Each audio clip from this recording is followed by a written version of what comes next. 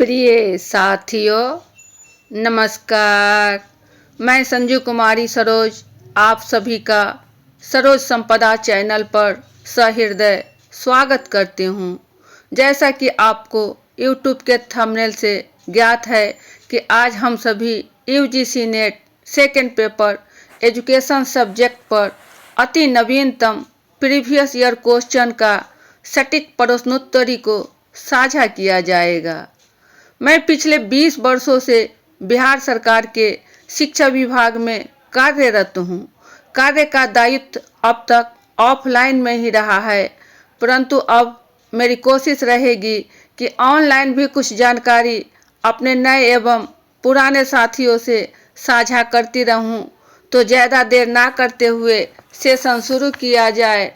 जैसा कि आप स्क्रीन पर देख रहे हैं कि यह सेशन आपको दिसंबर 21 एवं जून 22 के मर्ज साइकिल के अंतर्गत 12 दिसंबर 2022 को शिफ्ट 1 के रूप में यह एग्ज़ाम कंडक्ट कराया गया था। यह सेशन आपको टॉप क्वेश्चंस के रूप में बाइलिंगुअल में हिंदी और इंग्लिश दोनों मीडियम में पार्ट 7 के रूप में जो प्रैक्टिस सेट के साथ है आपको प्रस्तुति की जाएगी। यह इसके पहले भी पार्ट 6 तक आपको विभिन्न प्रश्नों का प्रीवियस ईयर क्वेश्चंस आपको सटीक दिए जा चुके हैं, तो उसे भी नज़रअंदाज नहीं करेंगे। तो प्रश्न 1 की ओर, भारत में अध्यापक शिक्षा के लिए राष्ट्रीय पाठ्यक्रम प्रारूप 2009 तैयार किया गया था। ए, भारतीय राष्ट्रीय पाठ्यक्रम समिति द्वारा। बी, राष्ट्रीय अध्यापक शिक्षा आयोग द्वारा। सी, राष्ट्रीय शैक्षिक अनुसंधान और प्रशिक्षण परिषद द्वारा। डी, राष्ट्रीय अध्यापक शिक्षा परिषद द्वारा।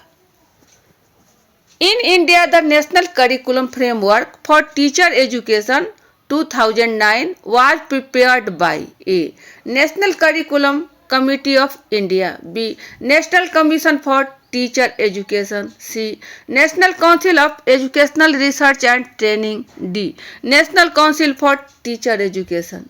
आपको दिए गए विकल्प A, B, C और D से चयन करना है। अध्यापक शिक्षा के लिए अर्थात टीचर एजुकेशन,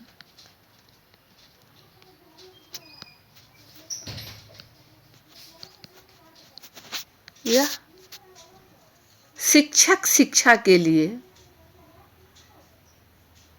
जहां बात हो शिक्षक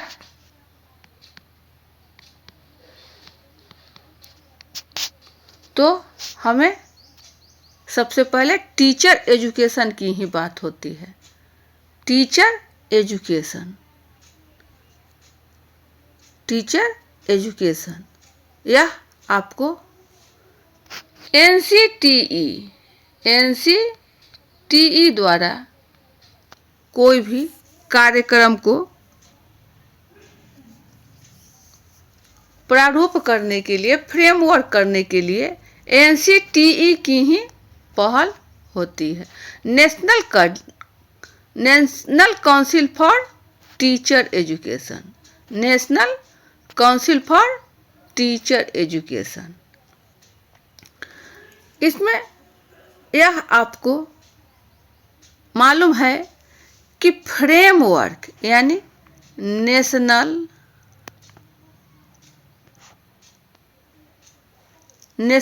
काउंसिल फॉर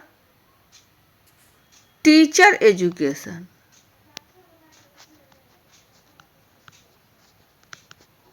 एनसीटी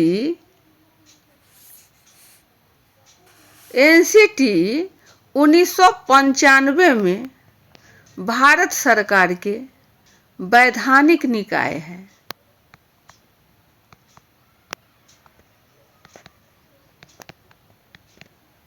भारत सरकार के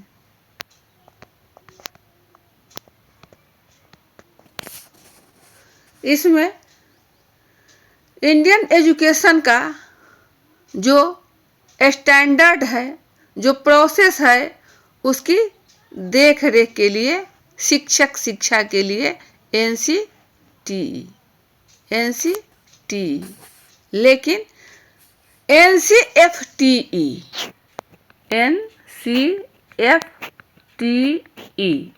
यह F आपका है फ्रेमवर्क, यह आपका है framework. National council framework for teacher education NCFTE, यह आपको वर्ष 2009 में आया, 2009 में आया। शिक्षक शिक्षा के लिए प्रारूप, तो यहाँ वर्ष 2009 में जब इसका प्रारूप बनकर, रूपरेखा बनकर तैयार हुआ, तो इसके पाठ्यक्रम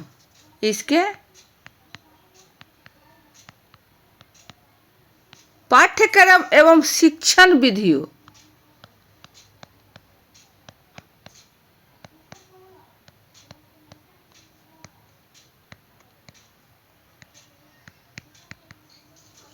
विधियों में सुधार के लिए NCTE की पहल रही। तो तैयार किया गया था किसके लिए, किसके द्वारा तैयार किया गया था?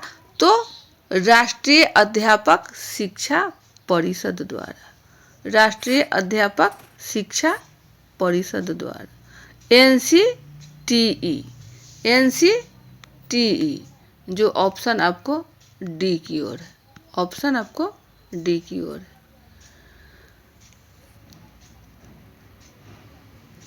चले हम सब national council for teacher education, राष्ट्रीय अध्यापक शिक्षा परिषद,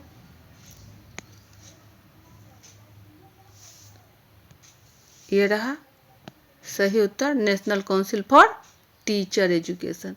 नेक्स्ट क्वेश्चन, संगठनात्मक माहौल ए किसी व्यक्ति के कार्य निष्पादन को निर्धारित करता है, बी किसी व्यक्ति कर्मचारियों की भावनाओं पर कोई प्रभाव नहीं डालता, सी किसी व्यक्ति कर्मचारियों के कार्य संतुष्टि के स्तर को प्रभावित करता है, डी किसी व्यक्ति कर्मचारियों की कार्य दक्षता को प्रभावित करता है।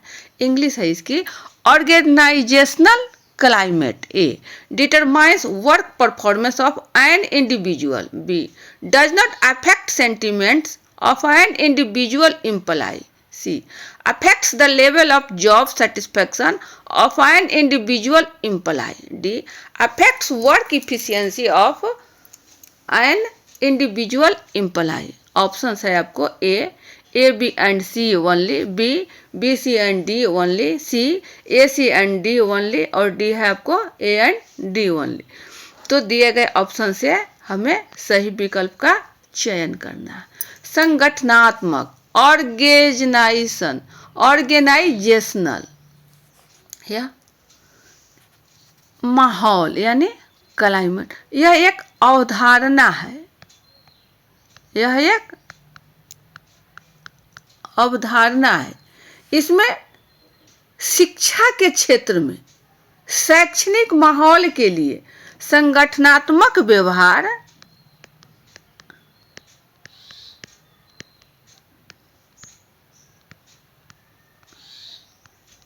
एवं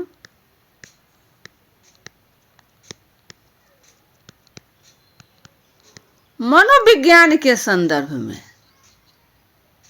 या विश्व के क्षेत्र में,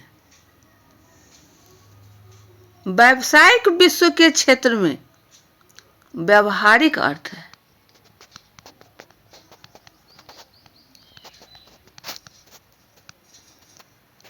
संगठनात्मक माहौल, इसमें अध्ययन के प्रयोजनों के लिए जो आपको साइंटिफिक रूप से हो, यहाँ उच्च उत्पादकता,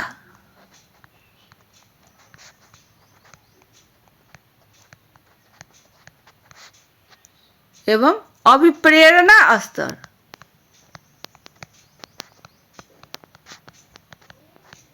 आपको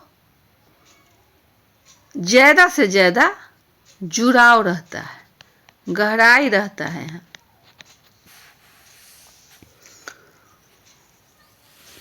यहाँ एक विशिष्ट विशेषताओं का एक समूह है। संगठनात्मक माहौल एक विशिष्ट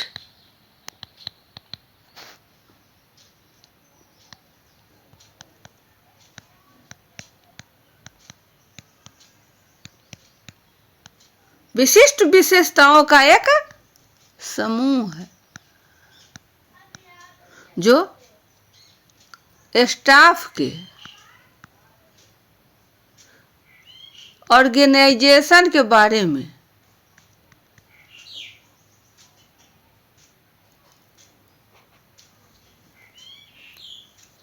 समझा जाता है। इसके व्यवहार को प्रभावित करने के लिए प्रमुख शक्ति के रूप में संगठनात्मक माहौल कार्य करता है। तो हमारा सही उत्तर किसी व्यक्ति के कार्य निष्पादन को निर्धारित करता है। यह कथन आपको सही है। किसी व्यक्ति कर्मचारियों की भावनाओं पर कोई प्रभाव नहीं डालता। यहाँ आपको नहीं डाला हुआ है, नहीं लिखा हुआ, तो यह कथन आपका गलत हो जाएगा। सी है किसी व्यक्ति कर्मचारियों के कार्य संतुष्टि के स्तर को प्रभावित करता है। बिल्कुल सही कथन है। डी है किसी व्यक्ति कर्मचारियों की कार्य दक्षता, उसकी कॉम्पिटेंसी को, उसकी इफिशियंसी को यह प्रभावित करता है, अफेक्ट करता है। यह भी कथन आपको सही है। तो हमारा सही विकल्प होगा सी, जो ए, सी एंड डी ओनली है। ए, सी और डी जो विकल्प सी की ओर। ऐसे प्रश्न को कुछ अपने भी स्वविवेक पर इन्हें संपादित किया जा सकता है, इसका सॉल्यूशन निकाला जा सकता है। क्योंकि संगठनात्मक माहौल, जहाँ संगठन हो, जहाँ समूह हो, जहाँ झुंड हो, किस चीज़ के लिए? तो वह कार्य संपादन के लिए, कार्य के लिए। तो कर्मचारी हो या कोई व्यक्ति हो, उसकी भावना को भी प्रभावित करता है। लेकिन यहाँ दिए हुए है कथन बी में कि यह प्रभावित नहीं करता है। तो इस प्रकार हमारा कथन बी गलत हो जाएगा, बाद बाकी ए, सी और डी सही।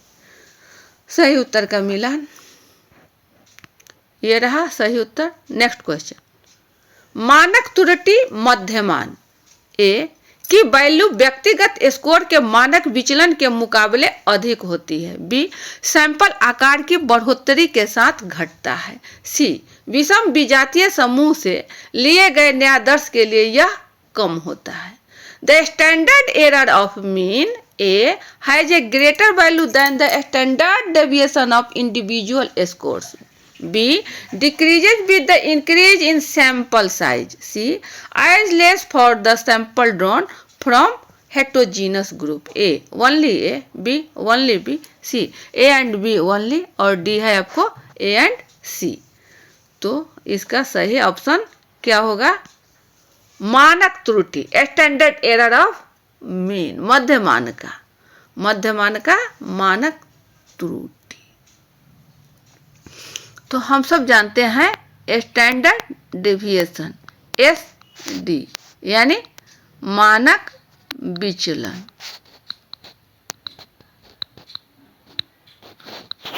इसका होता है रूट अंडर E(x1) स्क्वायर बटे n minus E(x1) by n का होल स्क्वायर।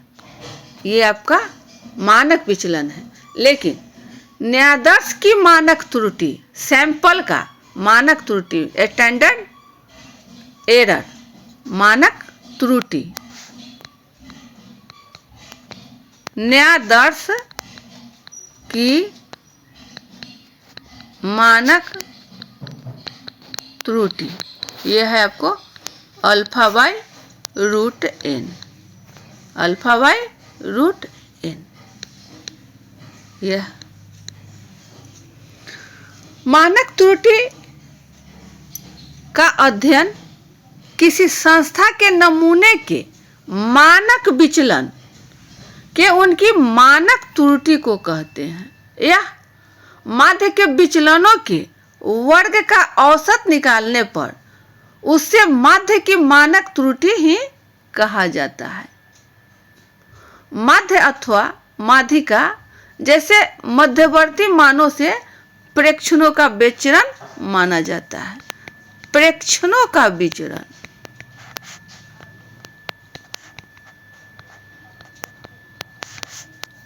यह आपका मानक त्रुटि के अंतर्गत है। तो हमारा न्यायादर्श यानी सैंपल आकार की बढ़ोतरी के साथ यह घटता है। बी, सैंपल आकार की बढ़ोतरी के साथ घटता है।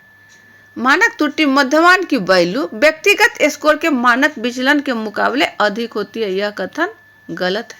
और सी, विषम जातीय हेटेरोजीनस ग्रुप के लिए न्यायादर्श के लिए यह कम होता है, यह कथन भी आपको गलत है। सही है, सैंपल आकार की बढ़ोतरी के साथ घटता है। जैसे किसी वर्ग कक्ष में 5 क्लास का मान लिया जाए और यहाँ 10 बच्चे का एक समूह को लिया गया, 10 बच्चे के समूह को लिया गया। यहाँ 50 बच्चे नामांकित है। इसमें से 10 बच्चे को लिया गया सैंपल के रूप में, और इन 10 बच्चों पर जो असेसमेंट किया गया उसमें इसमें आपको मात्र 2 ही बच्चे ऐसे हुए जो आपको सक्सेस हो गए। लेकिन यदि सभी पर किया जाता, 50 पर ही किया जाता जो छोटा सा है, तो इसमें संभावना बनी रहती, यहाँ प्रोबेबिलिटी रहती कि 2 से भी ज़्यादा यानी 50 के करीब 40 प्लस तक बच्चे अच्छे कर सकते थे। तो जब सैंपल की आकार को बढ़ा दिया जाता है तो वहाँ एरर की संभावना होती है लेकिन कम होती है, वहाँ कम होती है। तो हमारा सही उत्तर बी की ओर है, सैंपल आकार की बढ़ोतरी के साथ घटता है।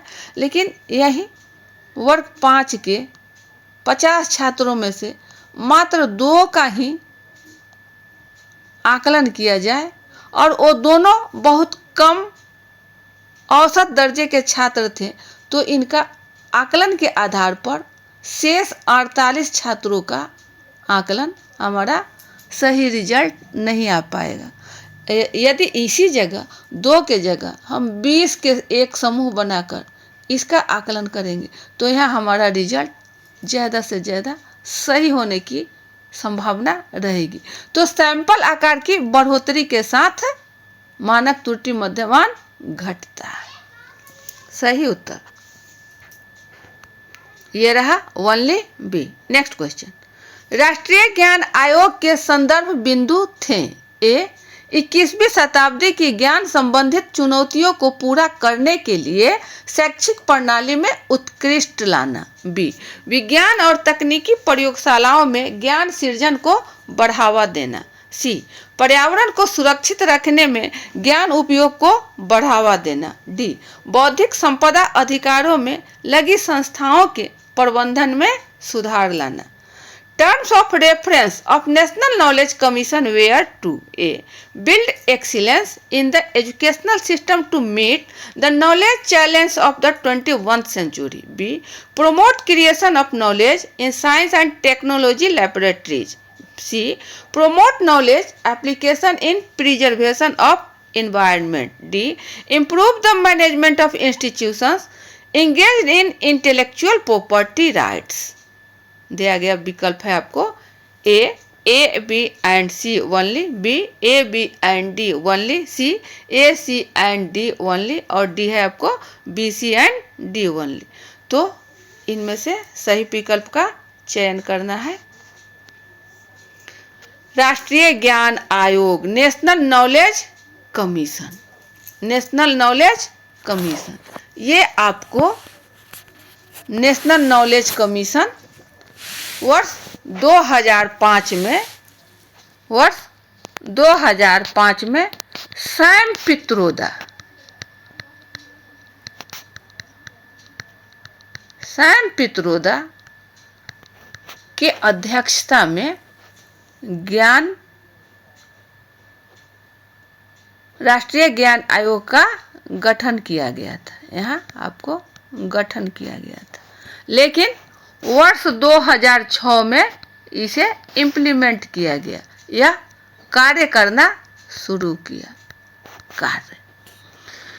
इसमें 20वीं शताब्दी में, यहाँ कह रहा है आपको 21वीं शताब्दी, यहाँ कह रहा है आपको 21वीं शताब्दी कि ज्ञान संबंधित चुनौतियों को पूरा करने के लिए शैक्षिक प्रणाली में उत्कृष्ट लाना। तो यह कथन हमारा सही है कि विभिन्न प्रकार के साइंटिफिक तौर पर यहाँ राष्ट्रीय ज्ञान आयोग को संदर्भित किया गया था। बी है आपको विज्ञान और तकनीकी प्रयोगशालाओं में ज्ञान सृजन को बढ़ावा देना। यह भी कथन आपको सही है। यह साइंस एंड टेक्नोलॉजी की बातें सैम पित्रोदा महोदय के अध्यक्षता में जो राष्ट्रीय ज्ञान आयोग गठित की गई थी, इसमें यह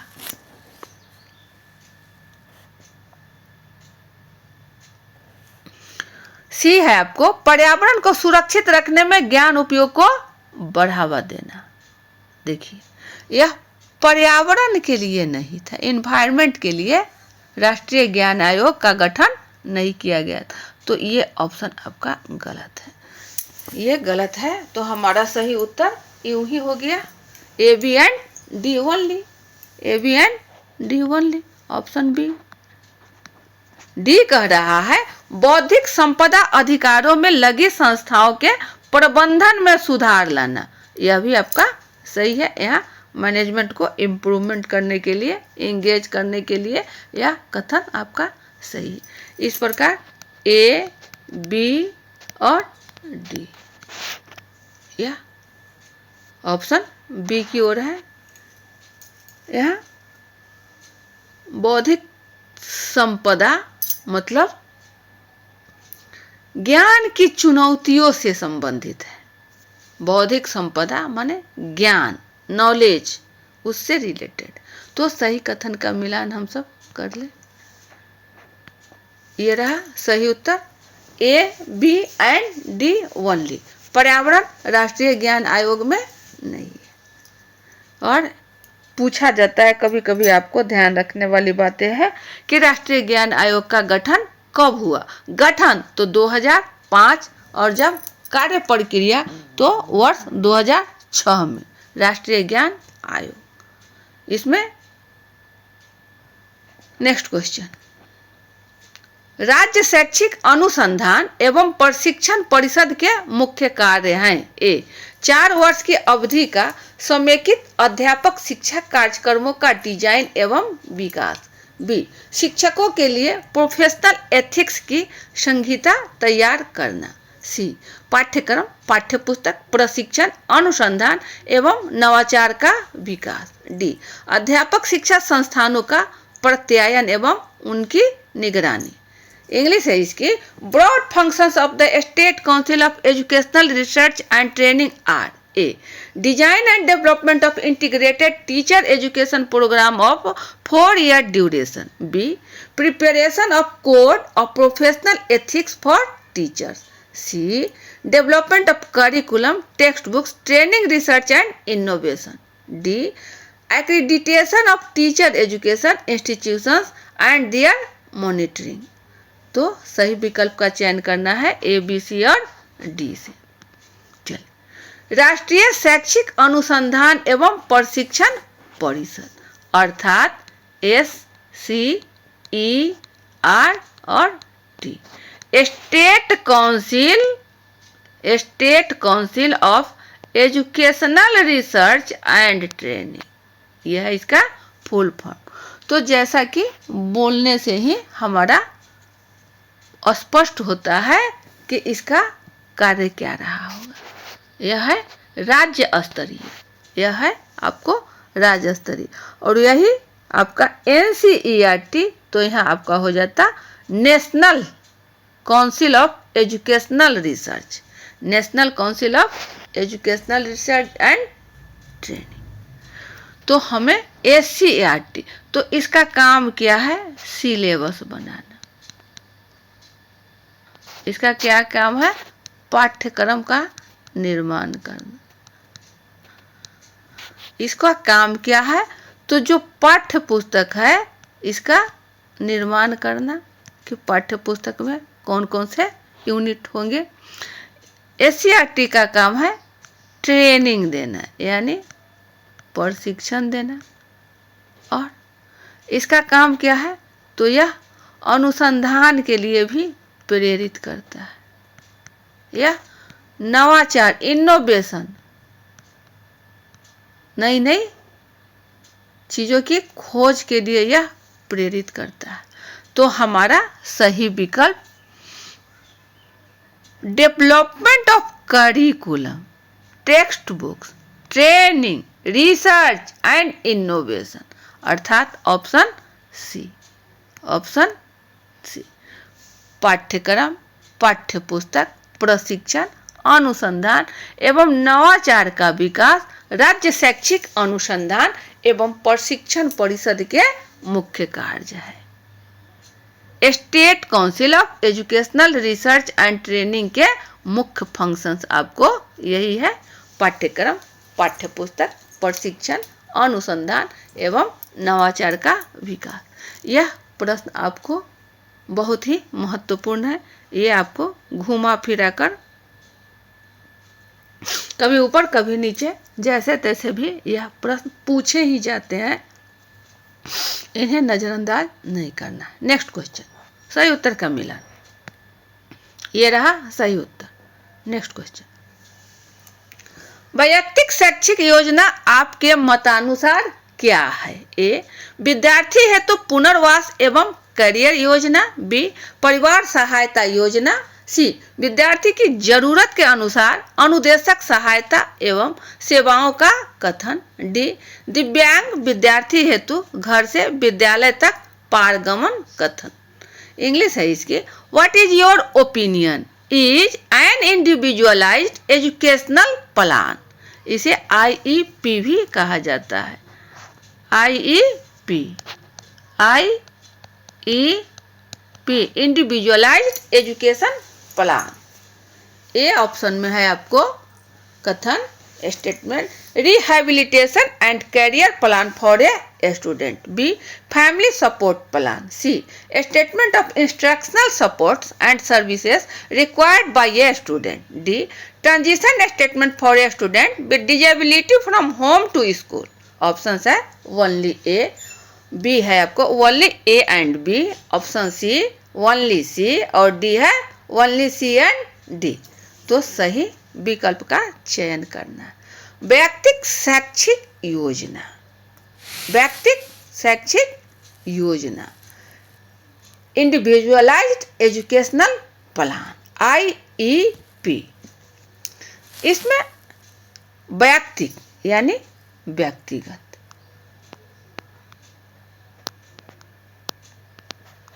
या व्यक्तिगत शिक्षा से संबंधित है। तो व्यक्तिगत शिक्षा एक कार्यक्रम है, यह एक योजना है। इसमें माता पिता से निवेश के साथ विद्यालय की विशेष सभा द्वारा जो एक लिखित कार्यक्रम,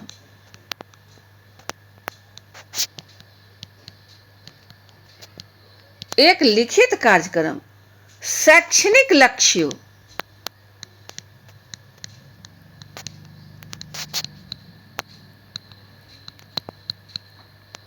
एवं इन लक्ष्यों को प्राप्ति तक कार्य संपादित करता है। यहाँ जिला स्तर पर एक संगठन के रूप में, एक टीम वर्कर के रूप में एक समूह बनाया जाता है जिला स्तर पर, और इसमें विद्यालयी बच्चों का, जो बच्चे अध्ययनरत हैं, उन बच्चों के एक समूह से आवश्यक जानकारी ली जाती है, आवश्यक जानकारी प्राप्त की जाती है। इस प्रकार हमारा सही कथन विद्यार्थी की जरूरत के अनुसार अनुदेशक सहायता एवं सेवाओं का कथन। Statement of instructional supports and services required by a student. छात्र के द्वारा, विद्यार्थी के द्वारा उसका मंशा क्या है, वह कहाँ शैक्षणिक अवसर को खो रहा है, उसके लक्ष्य की प्राप्ति में कमी कहाँ हो रहा है, इसे सुधार किस तरह किया जाए। तो यह व्यक्तिगत शैक्षिक योजना विद्यार्थी की जरूरत के अनुसार अनुदेशक सहायता एवं सेवाओं का एक कथन है। विद्यार्थी हेतु पुनर्वास एवं करियर योजना, रिहेबिलिटेशन यह नहीं है, पुनर्वास व्यक्तिगत शैक्षिक योजना है यह, तो यह कथन गलत है। परिवार सहायता योजना नहीं, यहाँ परिवार सहायता भी नहीं है। दिव्यांग विद्यार्थी के लिए घर से विद्यालय तक का ट्रांजिशन, यह भी कथन नहीं है। तो सही क्या है, विद्यार्थी की जरूरत के अनुसार उसकी रिक्वायरमेंट क्या है, और एक टीम द्वारा उससे बातचीत की जाती है, पूछा जाता है कि यहाँ किस संदर्भ में किस प्रकार का माहौल तैयार किया जाए जिससे बच्चों के अधिगम में वृद्धि हो सके। तो हमारा सही विकल्प सी, ओनली सी, ओनली सी सही उत्तर का मिला। ये रहा हमारा ओनली सी। वीडियो ज़्यादा लंबा न बने, सेशन को यहीं बाइंड अप किया जाता है। अगले सेशन में पुनः हम सब अच्छे अच्छे प्रश्नों को लेकर उपस्थित होंगे और सेशन को साझा किया जाएगा। तब तक के लिए सेशन यहीं बाइंड अप। जय हिंद।